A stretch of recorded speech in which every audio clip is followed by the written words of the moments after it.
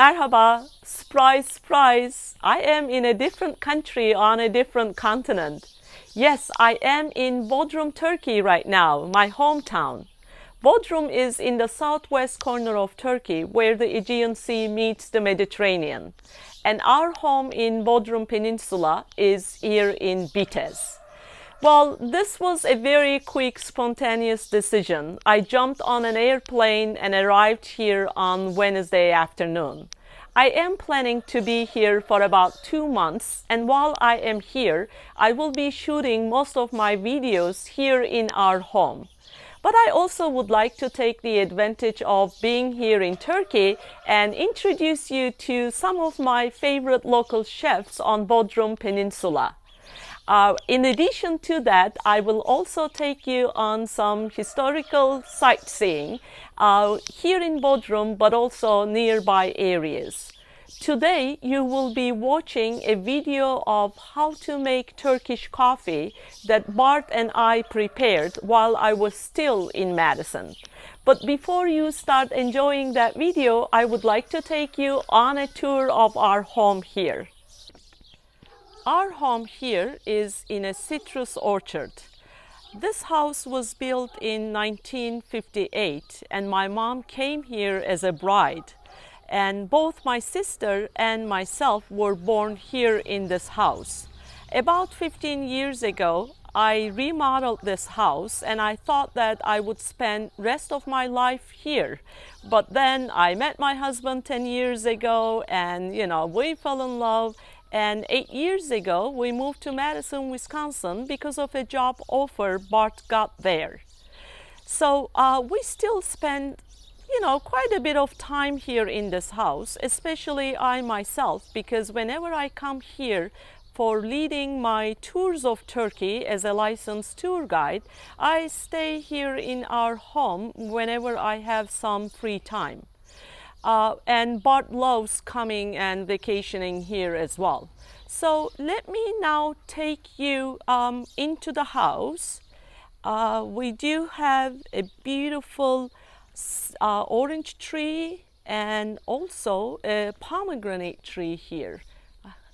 Let me show you some of the little pomegranates that I have here. So it's a beautiful spot. I mean, we really love being here. And what I will do in a minute is take you up the staircase here and we will get to the area that we use as a dining room and living room, this big, huge space. And I also would like to show you our kitchen upstairs.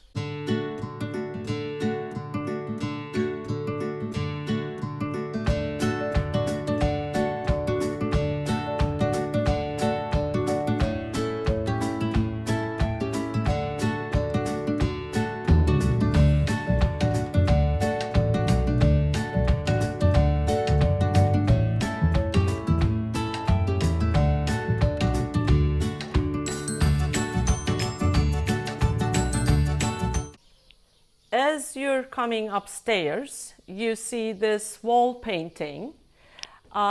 This is a fisherman. He caught some fresh fish right in the Aegean and most probably taking them home. So this fresco is from Akrotiri in Santorini, and the original fresco must be around 7,000 years old. But I had it put here roughly 15 years ago when I remodeled this house. But I also had a vine added to it, so you can see my grapes and wine leaves right above the fisherman here. So after the fresco, you see the dining room area, and then comes the living room space.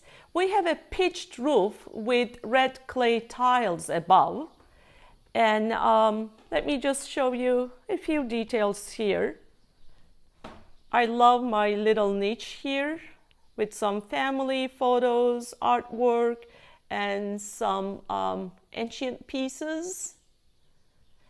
And in the winter, we use our fireplace a lot. On the top of the fireplace, you see an olive log. My dad actually found that and he brought it to me, and I've decided to use it on top of the fireplace here. And there are also carvings of olive tree branches here. So this is my kitchen. You can see all those cupboards actually that also have grapes and wine leaves on them. I painted all those myself, but I used a stencil. I just love having this open shelves. It's very practical when you need to reach out to your plates, glasses, and so on. And I have beautiful handmade curtains. My mom actually made all those curtains for me. It's all hand knitted, and they're part of my dowry. And I do have a beautiful old clay pot here. I don't like keeping my drinking water in a plastic bottle, so I use this clay container for that purpose. Let me take you to the terrace now and finish with the view of the terrace. So we do have a dining table area, and in the summer we also use this balcony a lot. This is my sister's house back there. So my parents gave us this citrus orchard, and my dad actually planted all those citrus trees that you see here together with his sister, Ayşe Hala. We are so thankful to both of them for doing all that. And my sister's house is kind of more modern, different in style than mine. And they have 2 kids. I have a wonderful niece and nephew, so they definitely needed a bigger space. So, well, we will be here all together for about 2 months. Can't wait to cook together and come up with nice recipes next week. Stay healthy, and please subscribe to my YouTube channel if you're enjoying what I'm doing. Bye.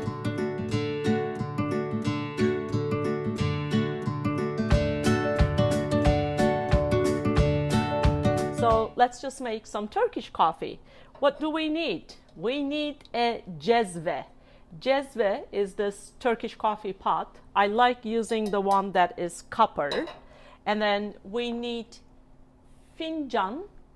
Fincan is the small Turkish coffee cup. And it's kind of similar to espresso cups in a way. And definitely coffee. So this is a very famous Turkish brand, Kuru Kahveci Mehmet Efendi. From 1871, that's when the company was established for the first time. And it's a very popular coffee shop just next to the Spice Bazaar. When you're making Turkish coffee, you actually ask your guests how they would like to have their Turkish coffee, with sugar, medium sugar, or no sugar. Bart, how would you like to have your coffee? Sade lütfen. So sade means plain. So Bart just said plain, please. If it is plain, that means no sugar. So I will not be adding any sugar to our coffee. But if someone would like to have coffee with medium sugar, then you add like this we call teaspoon. For medium sugar coffee, you would add about 1.5 teaspoons of sugar. If someone likes it with a lot of sugar, şekerli, then we tend to put 2 teaspoons of sugar. I'm kind of mentioning this right at the beginning because you have to put your coffee grounds, your sugar, water, everything right at the beginning. After you make the coffee, you cannot add sugar to it, and milk is just out of question. Don't even bring it up. So we measure the coffee first. Per coffee cup, I will be using 2 teaspoons of coffee. Do you realize this coffee is just like powder? It's different than the filtered coffee that we all use. So because it is 2 of us, I will be putting 4 teaspoons of coffee here. Oops, I spilled it. And a little bit extra. We like it really strong. Here we go. And then next thing is to add the water. And you should be using water at room temperature, not ice cold water, and it should not be hot water either. Here we go. This is for you, Bart.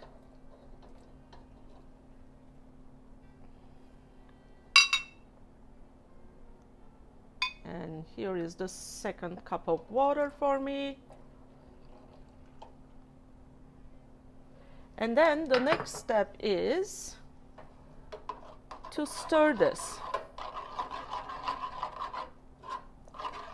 Mix it really well. Then turn the heat on. The trick with the Turkish coffee is it needs to be prepared on really low heat. By preparing your coffee on low heat, you kind of guarantee that you will have a lot of froth on it at the end. Hopefully, let's cross our fingers. Because a good cup of Turkish coffee should have froth on it. So on low heat, we will start cooking it, boiling it a little bit, and I will be showing you all those other stages. Drinking Turkish coffee is such an important part of Turkish culture. Turkish people, like my parents for example, drink coffee at least 3 times a day. But you never have coffee on your empty tummy. Turkish coffee is something that people always drink after the meals. Even the word for breakfast in Turkish is kahvaltı. If you say it slowly, it is like kahvealtı, meaning before coffee. So you have to eat something, you have to have something in your tummy so that you can enjoy your Turkish coffee afterwards. I think it also helps digestion. I think that's why people really enjoy having their coffee after their meals. Bart and I usually don't have much time for the Turkish coffee during the week, but almost every weekend we make some Turkish coffee and enjoy it together. There are coffee houses in Turkey almost in every single village, town, city, and it is men who go to those Turkish coffee shops. So especially retired men, elderly men, because they have a lot of time, I guess, they just like going to the coffee shop and they socialize with their friends and they drink their tea and their coffee. Women do not go to the coffee shops, but instead what they do is they just get together at home with their neighbors, friends, and so on, and then they sip their coffee and they catch on the latest news in the neighborhood and so on. I think we have been having Turkish coffee, I would say at least for the last 500 years. This kind of coffee first originated in Ethiopia and then in Yemen on the Arabian Peninsula, they got some coffee as well. And then 500 years ago, it was introduced to the Ottoman Sultan in Istanbul. And at the beginning, this was the drink of the Sultan, members of the elite and the court officials, But later on, it kind of spread to the rest of the empire. And today, no matter if you're wealthy or poor, everyone drinks coffee at home. It is like such a big part of the culture. And when you go and visit someone, a family, one of the first things that you're offered is a cup of Turkish coffee. And I think that's exactly why we have this famous saying in Turkish: a cup of Turkish coffee establishes 40 years of friendship. So offering coffee to someone, even to a stranger, is very highly regarded. That's exactly why, if you have been to Turkey, most probably you have experienced this. You walk into a store, and whether you buy something or not, people always, shop owners, shopkeepers always ask you, what would you like to have? Can we get you some tea or coffee? It's a very nice tradition, I think. So it is not boiling yet, but it already has some foams on it. So what I will do now is distribute this foam on those 2 cups. Here we go.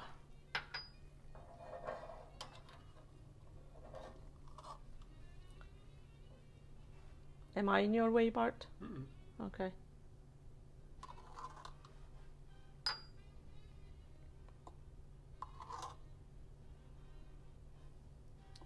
Ideally, I should have used a smaller coffee pot, but it's okay.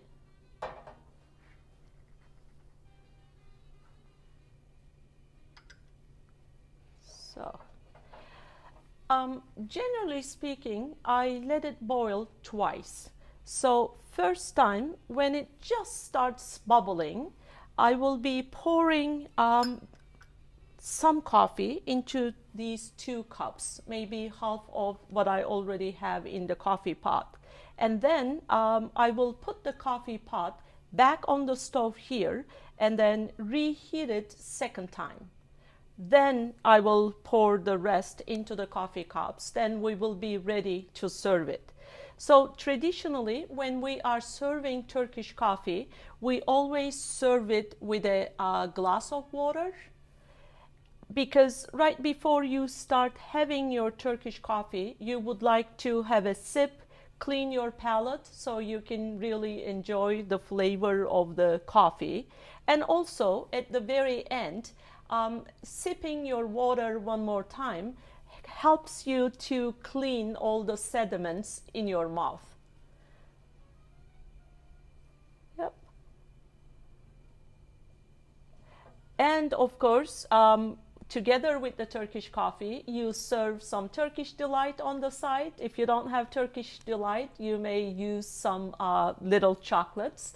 But today we are having baklava, so I'm not doing Turkish delight or chocolate. Do you see this has just started boiling? So I am going to pour half of it now into these 2 coffee cups.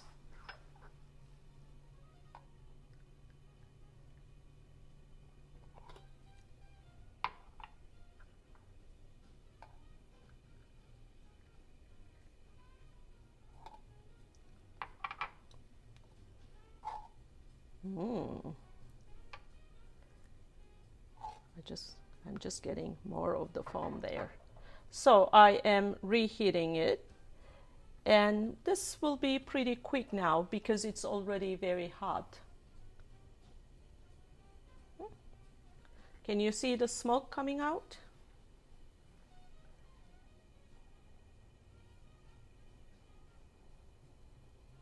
Okay. Oh yes, it's rising up. So here we go. Almost done.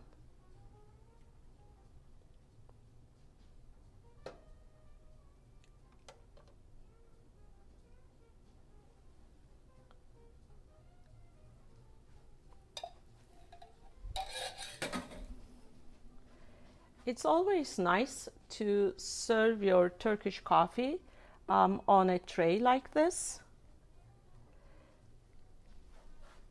And traditionally, let me just take this. Traditionally, the coffee cup that has the most of the froth is offered to the guest at home. Or if you don't have a guest, then to the eldest member of the family at home. But today, the one with the most foam will be offered to my husband. He has been doing such a wonderful work, shooting the videos every Saturday, all day long. Thank you, sweetie. You're welcome, Loida.